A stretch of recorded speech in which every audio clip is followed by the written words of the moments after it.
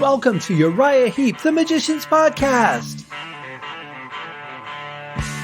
I'll be covering every studio song the band has recorded and every bonus track that I can find.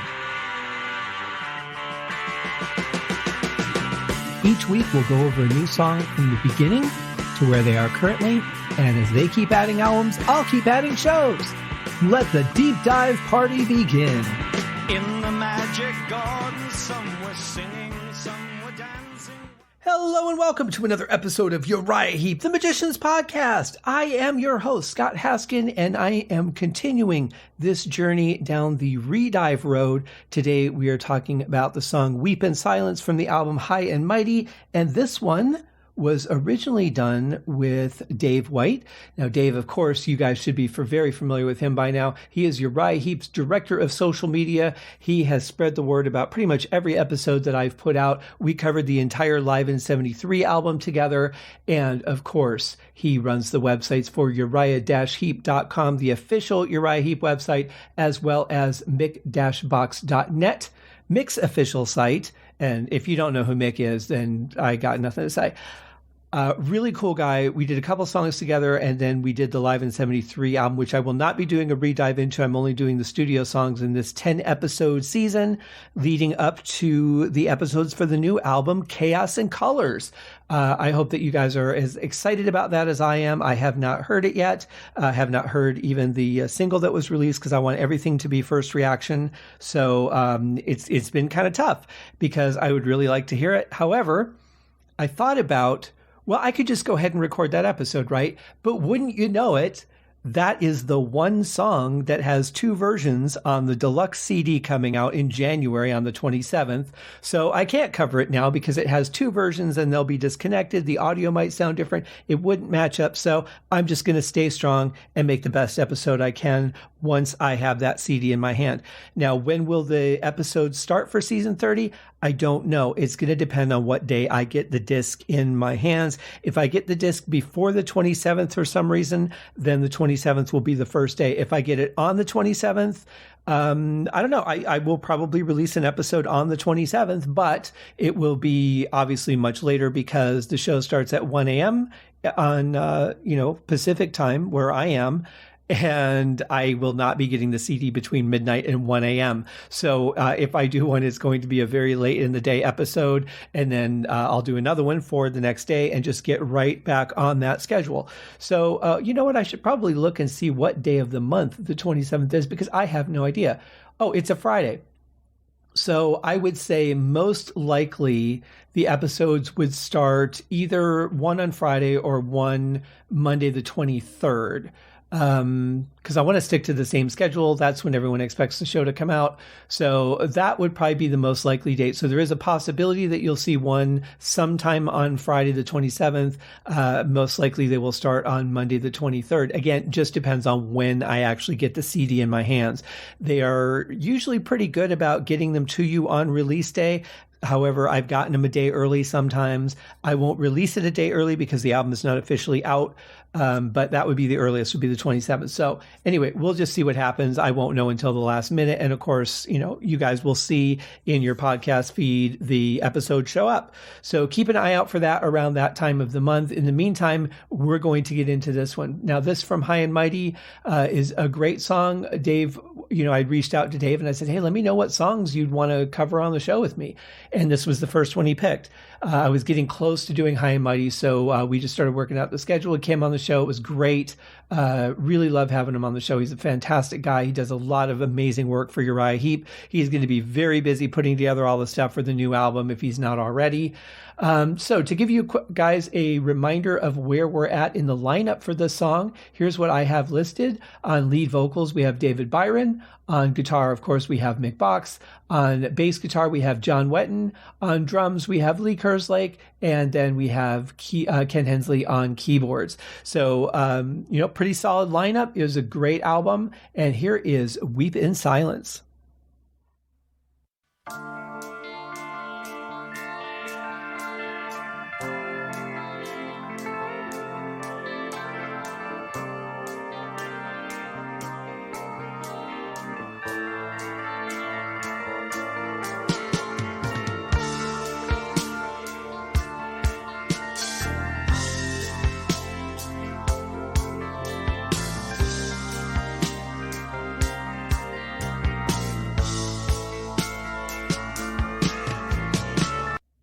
Wow, there is a lot going on here. I'm pretty sure I'm hearing a steel guitar, so that's probably going to be Ken. I'm hearing at least 3 different guitar tracks. I really like the slight tremolo that I'm hearing.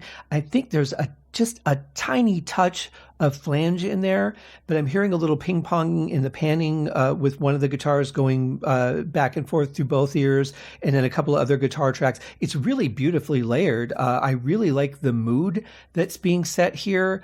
It is kind of intriguing and warm, but also has just a touch of maybe things aren't going so well. You know, like maybe this is a story that's going to be hard to hear. It's really interesting, that combination of warm sounds and a little bit of foreboding element to it. I love when songs are like that, because especially the first time you hear them, you're like, where is this going? What's about to happen? What's the story here? And it has a lot to discover, and you know it's going to be good. Really nice drums. I like that the drums are not pounding too big in the mix. The snare is really dry, but it's nice and tight. As always, I can almost always use a little bit more kick drum, just to maybe a little more low end in it. I like the punch of it though, but I would just like a little more to drive the song. But I like it. It was a great fill by Lee there in the middle, and let's see what happens next.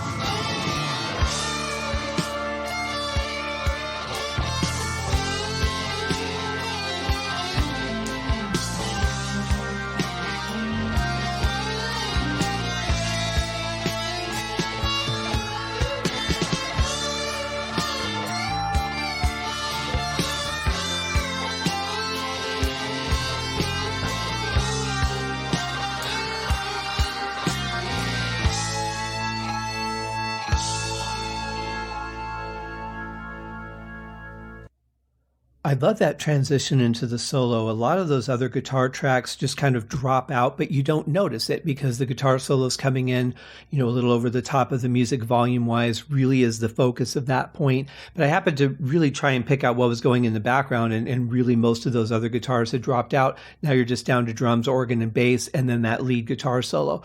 I like that it was longer than I had originally expected. I remember thinking it was just going to be one pass of the riff, and then the guitar solo continued on and they did another pass of it, which I really liked. I thought it added a lot of drama. It kind of tells you what song it's going to be. It's going to be an emotional song.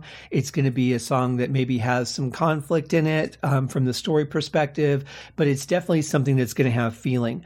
And I like when you know right off the bat that the song's going to do that. Interestingly, I remember thinking about Lady in Black that way, and yet Lady in Black had absolutely nothing but a very short intro, and then the vocals started. So kind of interesting that I would pick up on that for that song, whereas for this song it really just leads you right into the fact that, hey, this is an emotional guitar part. There's a lot going on here. There's a lot of dynamics, but it's not a slow tempo song, but it's not really an up tempo song either, and it really gives you a feel that it's going to be a dramatic story. So a lot to look forward to.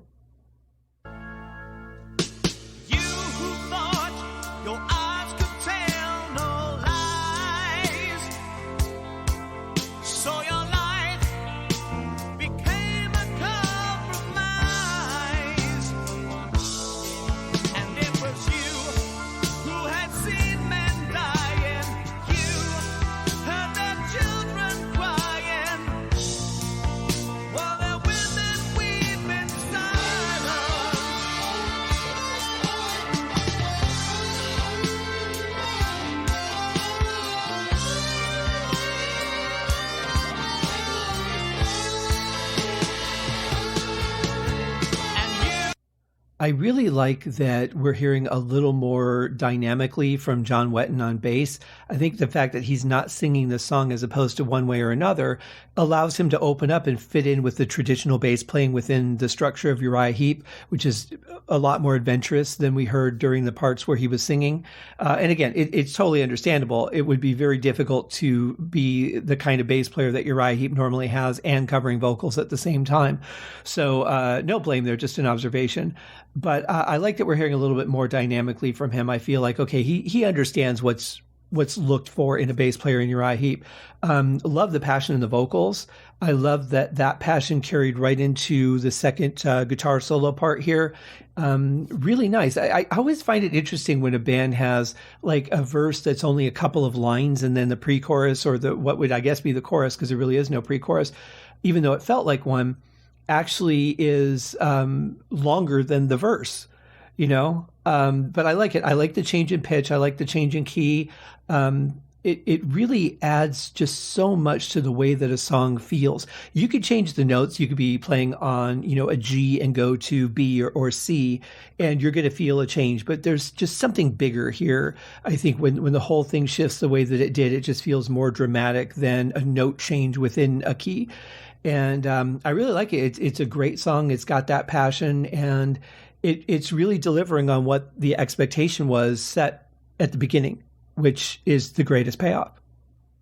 Thought you were so wise, succeeded only in disguise. Now and then you find a bridge to cross, reach the other side, and you'd still be lost, evaded by the sweet smell of life.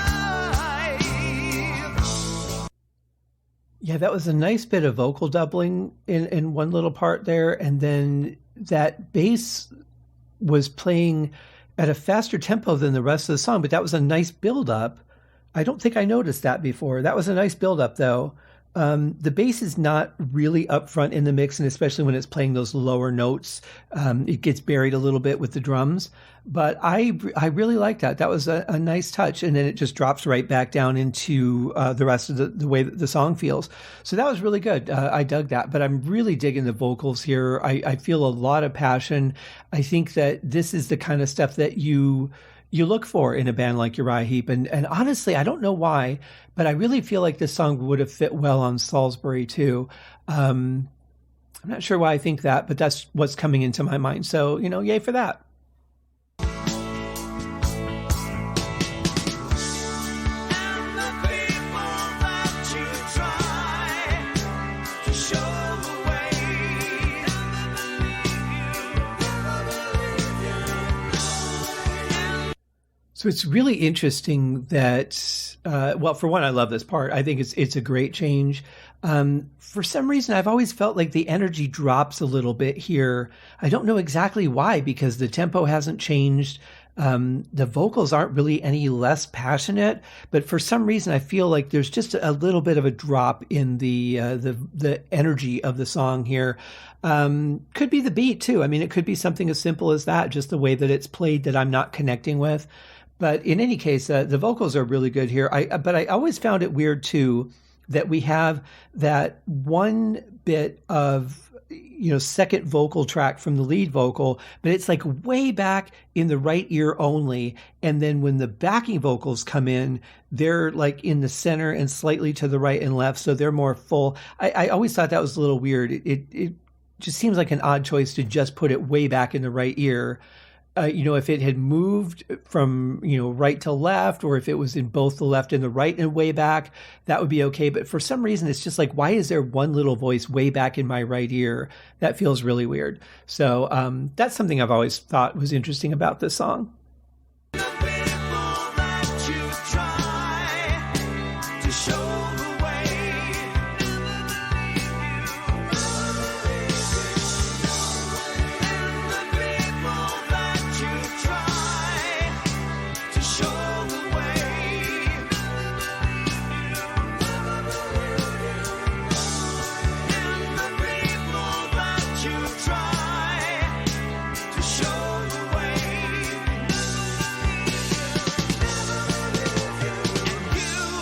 Yeah, that's a lot of repetition too of that part. I feel like if they would have done it twice and gone into something else, that would have been great, like another guitar solo or, something on the organ would have been cool. But yeah, that's like a lot of repeats for this. Also, I really like what the music was doing behind it, though, because it just kept, the notes kept getting lower and lower, as if, hey, you're excited, you're trying to convince people, oh, they're they're not listening to you. Okay, but you're trying to convince people, and no, they're not listening. And it just keeps like, when you start off, you get really excited. And then when you don't see the results, it gets, a little more depressing. And the music really followed that. So I thought that was actually pretty cool too. Also, I want to point out, if you go back and listen to the original episode that Dave and I did, he probably talked a lot about what the guitars were doing in the beginning. He's much more of a guitar guy than I am. When I listen to parts like that with instruments that I don't really play, I'm listening more with the audio engineer's ear and those dynamics than I am like what's going on musically, because he'll pick out, like this guitar is doing this is Ken, this is Mick doing that or whatever. And I honestly wouldn't know the difference. I hear a sound and I can comment on the sound I'm hearing. So you might want to check that episode out. In fact, I probably would recommend that for all of these. If you're interested and you have the time, go back and listen to the original episode, because I'm sure the content was quite different. For one, I'm talking to people, so they've got their input. I'm feeling what I'm feeling about the song in that moment versus what I'm feeling about it in this moment. And also, they would bring up things, and I might have brought up different things I'm not bringing up now, or maybe things that I am bringing up now, but in a different approach. Who knows? Because music is all about how you feel about it in the moment.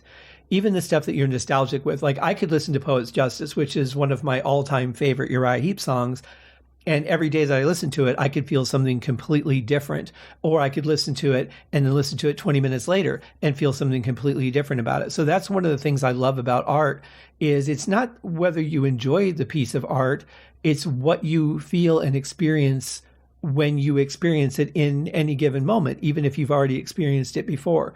You could be reliving an experience you've had with it, or you could have just a completely new experience with the same piece. And that is the beauty to me, and one of the things I love about creating it.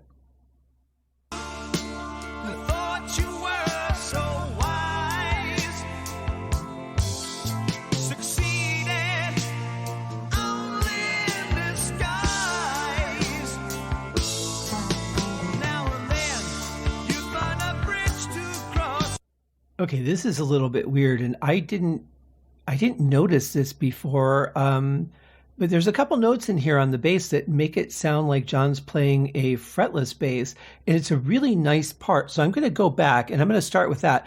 But when David gets to find a bridge, there is a low note that's like really out of place. And, again, in today's world, that would have been removed or shifted or whatever, but it really just kind of feels out of place. And it's just this one note. So that's kind of weird. So listen for that. So you're going to hear the part that sounds like a fretless bass. And then, like I said, around the word find, you're going to hear a low note. So listen for that. And then I'm just going to continue on from there.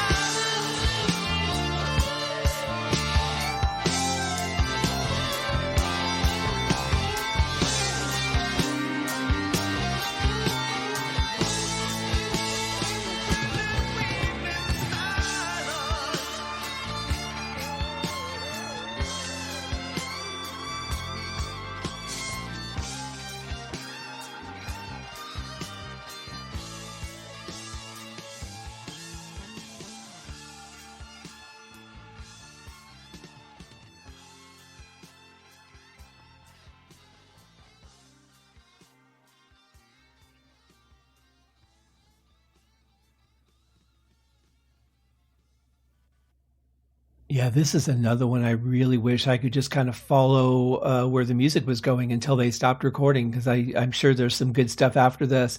Love the feel of the song. I think it's great. There's definitely a lot of passion and emotion in it.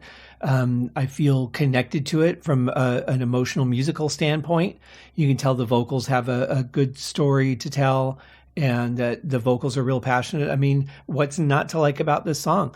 And in the end, even when it opened up a little bit, I liked that Lee Kerslake didn't get too crazy. You know, he did some fills, but they were very tasteful along with the song.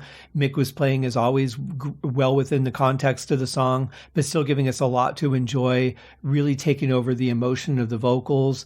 I just thought there were a couple parts that were a little bit repetitive. The vocals at the end are repetitive, and then that middle section. But other than that, yeah, excellent song. And really like what the bass was doing too towards the end. There was some nice playing. It really hit some good bottom low notes, and was definitely more dynamic. So yeah, great song overall. So I'm really glad that I was able to come back and revisit this one, and we'll see you guys in the next one. Cheers. Thank you for joining me on this episode of Uriah Heep, the Magicians Podcast. If you have enjoyed this show, please consider going over to Apple Podcasts or your favorite podcast outlet, leaving a rating or a review. Be sure to subscribe to make sure that you are notified when new episodes are available. Please be sure to share this podcast with your fellow Uriah Heep enthusiasts and anyone who you think would like Uriah Heep, which should be everyone. And if you are so inclined, please feel free to contribute to the Patreon account.